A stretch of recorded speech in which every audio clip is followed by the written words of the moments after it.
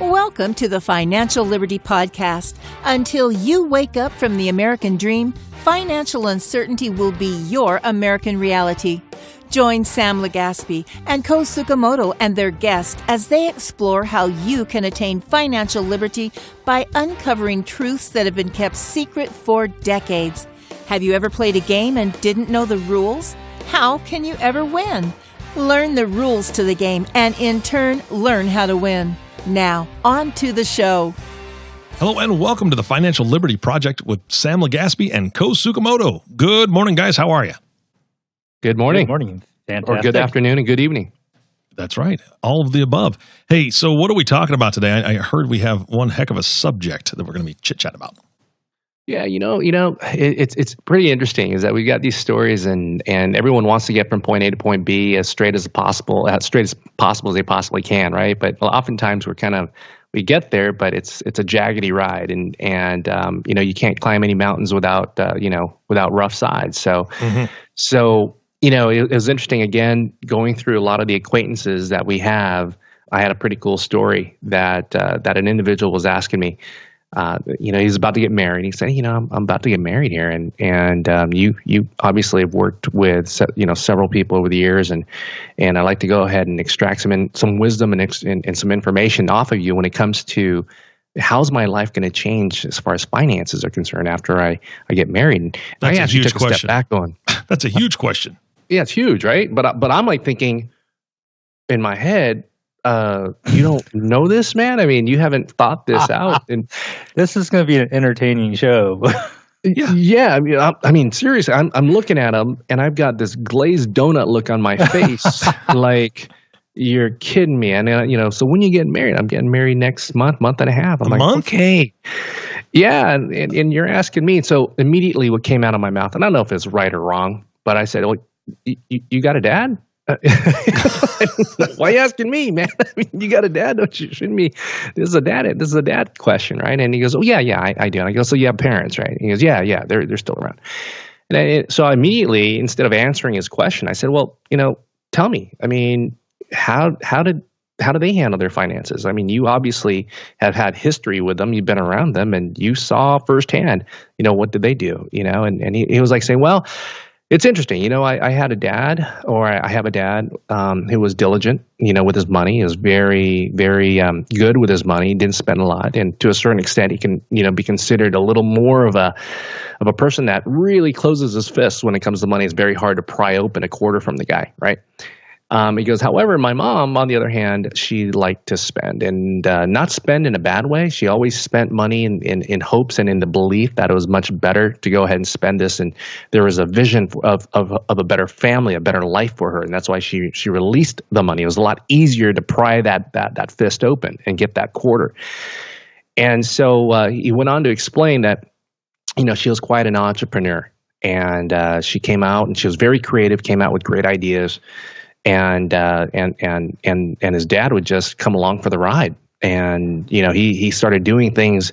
It wasn't his idea to go ahead and start up an ice cream shop. It wasn't his idea to start up, ABC, liquor store, whatever it might be. But it was her idea, and he just went along for the ride. And it was interesting because he said that throughout his life, he recognized that his dad was the no guy and his mom was the yes guy, and she spent freely. And again, it wasn't spending to the point where it could be viewed as damaging. She had a view and a vision. She had a goal for her family, and he had a goal for his family too. I mean, his whole idea of working, he wanted to work, come home and watch what was on TV, Welcome Back Carter, whatever it was. And then I asked him, I said, so where are they today? I mean, are they good with money? Are their life good? He goes, well, actually, no. They're not doing so hot today. They don't have a retirement, and they're really just hoping to go ahead and live off of Social Security. And then I said to him, well, there's your answer. And he looked at me like in this really strange way. Like, what do you mean there's my answer? I go, well, the answer is hidden in the cracks of the story that you just told me. You just got to look for it. And he had this puzzled look, kind of like the puzzled look I gave him when he asked me the question. I had this puzzled look saying, well, if you really think about it, your parents probably had a vision And that vision allowed them to come together because they had a vision of starting a family together. So they were aligned. They were on the same path to what they wanted, which was to start a family together. But after they got married, a separate vision was created. Unfortunately, that separate vision there's two of them. One your mom had, one your dad had. And those two separate visions were exactly that. They were separate. Your mom had a particular vision she had in mind, and that required spending money. And your dad had another vision in mind that required saving money. And what transpired is that when you're not aligned, when you're not on the same path, and we don't go towards that same goal, a lot of, oftentimes you end up exactly where your parents had ended up, and that's in a position where, towards the end game, they're not doing as well as they'd like to because they weren't necessarily on that same ride. And we see that, we see that a lot, Koz. We see that. We talk to people a lot, and you almost want to say that we're counselors when it comes to that. I mean, I think we spoke to someone not too long ago who actually, they sent me a text message, Eric, and Koz, you probably remember this, is he sent me a text message saying, please, let's not talk about, eliminating debt, because my wife basically said that, she's not all aboard for that plan. She wants to continue to keep spending the amount of money that she wants to spend, whereas he was interested in paying down debt. And he sent me a text message saying that it almost ruined their marriage, that conversation that we had. Well, not that it's funny. So when you first broached this, the topic of today's show, I was kind of laughing. I don't think I was kind of laughing. I think I was laughing kind of hard because it's funny. Yeah. And it's not funny because, who you marry has a lot to do with how you do well financially or how you don't do well financially. And that's just, it's a decision that's made in a moment, and it sets your life, potentially for the rest of your life, right? Or you end up in a divorce, one of the two. And I've met a lot of people. I've heard a lot of stories. I've got my own stories, and if you're a listener and you're thinking about getting married, this is just me, but I would take a close look at not just yourself, but also look at who you're choosing to possibly marry. And this may sound very very, very mathematical and cold, and I'm not going to deny that. But great question to ask is the person you're thinking of marrying an asset or a liability in all the different possible ways? Because if they're not an asset, you're going to feel the liability the rest of your life, and it's going to come in all the possible forms that he or she is a liability, in whatever respects, whether it's financial or emotional or ethical, child rearing, all the things. But this is a financial show, primarily speaking. So, from a financial standpoint, does the person have the right money values? Does the person have the ability to generate income? Does the person have the right spending abilities and saving abilities? Spending and saving, in my opinion, are equally important. Not, there's not one that's more important than the other, because, like you said, Sam, many times, money exists because it needs to be spent. It just needs to be spent in the proper manner. But also, money is there to be saved and invested as well. So, what's the proper way to handle money? And that's a large part of what our show exists for. But just getting back to it again, and not to be funny, but really, if you're thinking about getting married, look at yourself in the mirror and ask yourself if you're an asset or a liability too, because the person that you're thinking about marrying might be thinking and considering whether you yourself is an asset or a liability. Right. And right. if it can both be assets, then I think it's going to lead to a successful long-term marriage. But if one of you is acting as a liability, it's going to be very hard to make things work. And sometimes, and I think you mean this, is that sometimes you want to look beyond the nice asset, Right. Because everything that's cute today becomes an annoyance down the road, right? Maybe not everything, but a lot of those cute things you think are so cute today. My wife's going to kill me. Yeah. She's going to say, wait, Sam, Koz said, so he must have gotten it from somebody. So what? You don't think, what's going on here? Hey, okay, so yeah, a lot of it's from my own personal experience. Well, but I remember my buddy, back in the old engineering days. I remember this guy. He's super brilliant. He's a chief scientist now at a major aerospace company. But I remember shortly after he got married, he goes, "Hey, Koz, all those things that I thought were cute about her now are driving me nuts." I think that's called past performance is not an indicator of future results or something like that. And you don't just hear it from the guys. The girls say that too. So we're not trying to side with one gender or the other, but it's across the board. It's so funny. It's interesting because a lot of times I will get it. I'll get individuals and they'll say, I got 21 first cousins on my mom's side and I'm the oldest one. So, I don't know, I'm maybe Fu Manchu, Mr. Wise Man.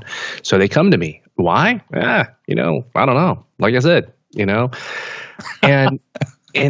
but something, it's the pressure's on because they're expecting something wise to come out of my mouth, right? So I just can't say, hey man, it's all good, dude. Don't worry about it. Life is good, man.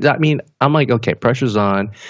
They've known me for so long. They're reaching out to me, and they called me for an individual meeting, and I gotta spit something wise out, man. So, oftentimes one of the things I did say in the past was, sometimes you just got to get back when you were dating, and you take that hand in hand stroll along the beach when you were making pretend. Well, hey, let's think of baby names. You're not even married yet, right? But you're thinking about baby names. You're thinking about where you're going to live. So hey, so what do you think I want to live here. Oh yeah, and what you're doing is actually co-creating. Both of you are actually coming up with ideas, and both of you are aligned because you're coming up with names of your kids that aren't even there yet. You're figuring out where you're going to want to live and where you're going to retire. And I say a lot of times that once people they get married, they forget to hold hands and go for that stroll, and it's just a reset. Very true. Yeah. Because that's where the creation happens. That's the co-creation. That's where the reset button of let's get on the same path again. Where, now, so what do we want to do? Hold hands. Let's go across the boardwalk and let's go, and you start thinking, and everyone has done this. Every single person has done this. They go for a ride in their car, or it's a quiet evening, and they start talking about, is the kid going to look like you, or is your kid going to look like me? You know what I mean? And you just it's funny because we all have the capability of going back to that, and sometimes what happens is you and I, we know very well, Koz, is that that simple skill goes away, and 45, 50 years later, you have a couple of individuals that are relying on their kids to take care of them. Very true and very sad, but it's part of the reality of life in America. Yeah, it is, and it's interesting because, as I was talking, you can kind of see the guy, his eyes kind of like went back into his head. I clearly was boring him, Or no, I think you were scaring him. Oh, yeah, right. I don't know. I should have said, well, hey, you should bring your wife to this, and or your fiance. I think I probably scared the guy, man, because it's something. I saw his face when I said, well, there's your answer. It's hidden inside the statement you just made, right? And he's going, oh man, wait, what? And then he was like, oh, at first, Koz was like, oh yeah. Then afterwards, like, and, oh, hey, your son just made a great save, dude. Did you see it? Yeah. Oh man. Poor guy. So he's going to go ahead and get married, though, right? Yeah. I don't. Of course. But I think kind of like to what you said. Nowadays it's more important because when we were kids. When I got married, I didn't have a lot of debt. I got married when I was 28, and she was 23, I think, or 24. I forgot what it was. But there weren't any issues with student loans. I didn't have $200,000 in debt when I graduated college, and neither did she. And I, my credit card bill was like $3,000, which was a lot for me back then. But I didn't. Oh no, I did have a home, so I had a mortgage, but my mortgage was small. I think my townhome in Laguna cost $105,000, and I had a $85,000 loan on it. But I was in my late 20s, And today it's a little more scary, right? Because I'm looking at my kids, I'm looking at other people's kids, and you can only imagine they're let's say they're 30 and 29 respectively, right? The fiancés are the two individuals looking to get married, and one of them's having to pay down a $150,000 student loan. The other one's went through a master's program and they're paying down a $200,000 student loan. Now you have two individuals that have a combined $350,000 student loan without a house yet, a car payment yet, and no kids. Right. And and it's sorry to say, but that's when the assets and liabilities things comes into handy analysis. Right. So again, maybe it's not cool to ask the person you're thinking about getting married for their balance sheet, but in some ways you're trying to figure that out if you're smart, because if you get married to a person that's got a $300,000 debt, that has a direct impact on your financial life and your happiness. It may, right? Oh, go ahead. Oh no, I'm done. Go ahead. Oh well, I was going to say, to kind of like complete it, there's a real interesting story. My oldest, she was dating this one guy, and what was interesting is that this guy took his student loan, because I guess the student loan goes straight to him, and he made no bears about it. This was my student loan money, and they went on a date, and he has no job and stuff, and so they went on a date, and it was a pretty decent restaurant.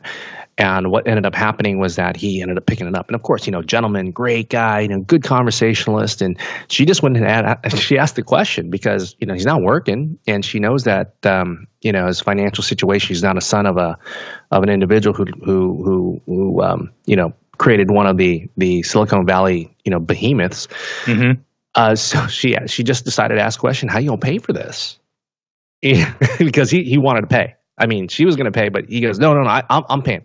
I got you. I'm paying. And she goes, I'm a man. Yeah, I'm a man. I'm going to pay for this, right? And she goes, all right. And so she goes, how you going to pay for it? You don't have a job.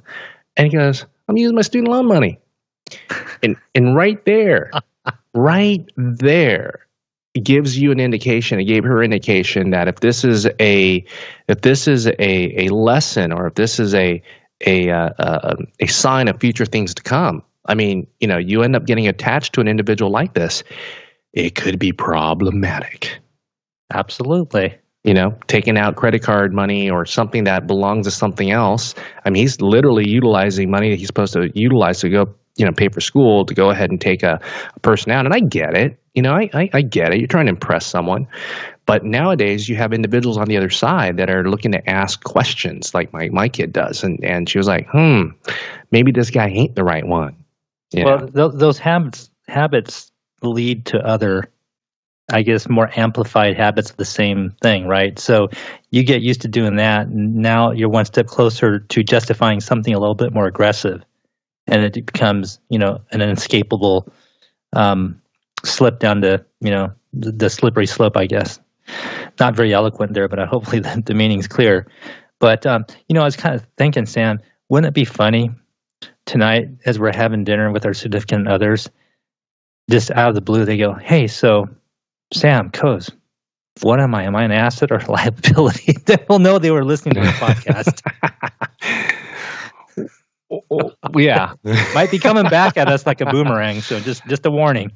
But no, it's a more complicated society, right? It really is, and it's interesting how things work out. But all in all, things always work out. They always work out if you have a common goal, and if you are able to reset and find the path that the both of you want to go on. Because again, like I said, I think we've mentioned this many times ago, that if you're walking down the aisle, and for a fact that you want to have kids, but for a fact that the guy up on the altar waiting for you does not want to have kids, it's not necessarily going to end up very nicely. And in case in point, and I can say this because my buddy's going through a divorce and he's okay with it, but I think it was his honeymoon. Okay, so we went to his wedding. I was his best man, and we went to his wedding. And it was late in the evening. I don't know, 1 or 2 o'clock in the morning. And I was still living with my parents, so you could tell how young he was. He got married. I was still living with my parents, and all of a sudden, I'm laying down in bed, Koz, and I hear rocks. I hear something coming out my window, like, like, what the heck is going on? So I get up and I look out my window. It's my buddy who's still in his tuxedo going, hey, let's go out.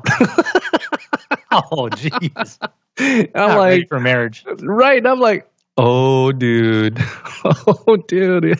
So I come downstairs and he goes, hey, let's go to a club or something, man. I go, wait.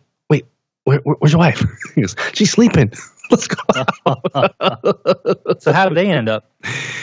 They're in the process of splitting assets, making a very okay. they're making an amicable divorce, and but yeah, it was signs were there, right? Especially when someone's throwing rocks at your window on his honeymoon night. Yeah, that's what you call no bueno. No bueno, man. And here, hey, all I know is, hey, if you're listening, I love you, man. Man, I'm just thinking about that dinner. Number one, I want to know what they had for dinner. Number two, I guess the one positive thing is that he was honest, right? I mean, he told her the truth right off the bat. Yep. That's a good thing. That's always a good thing. It's just maybe, and that actually was a very good thing, in that you pointed that out, because some of the things that we're ingrained with, these habits that we're ingrained with, that our parents instilled in us, that we didn't know is bad or good. We just do it because, he was clearly operating as a gentleman, and he took it even further and he told the truth, right? He didn't try to hide it, just like you said. So that definitely has a lot to play in it as well. So we always got to handicap those things too. Yeah. And people that have those pieces where they're honorable and honest, usually those are the people that will be able to look at themselves and say, okay, there's something I have to work on. So if he's taught, a better way, he'll probably adopt it because he's smart enough to know that he needs to be honest and has those other fine qualities. So there is hope, right? Hopefully. Doesn't mean your daughter has to fix him, doggone it, but somebody else sure can. There's always hope in the future. Yeah. Right. Absolutely. Yes. All right, guys, thank you so much. I thought this was fun. We're going to close it down. Anything else that needs to be said about this subject? Right. So if you want to talk more about this fun, entertaining subject, you can always give us a call, and that number would be 800-640-8105. Again, it's 800-640-8105. And for that matter, talk about anything related to things that we talk about on these podcasts. Absolutely. Thanks, guys. Appreciate your time today. Thank you. Thank you. All right. And thank you all for listening to the Financial Liberty Project podcast with Sam Legaspi and Koz Tsukomoto. If you have not subscribed to the podcast yet, please click the subscribe now button below. This way, when Sam and Koz come out with a new podcast, it'll show up directly on your listening device. This makes it much easier to share these podcasts with your friends and family. And if you have a family member or a friend that's on a date right now and they plan to use their student loan money to pay for it, give them this podcast quickly so they don't do that. Thanks again for listening today. For everyone at the Financial Liberty Project, this is Eric Johnson reminding you to live your best day every day. And we'll see you next time. It's that time again where the call of the open road makes its way. We hope good fortune finds you on your own personal road. And until next time, we thank you for listening to the Financial Liberty Podcast. Click the subscribe button below to be notified when new episodes become available.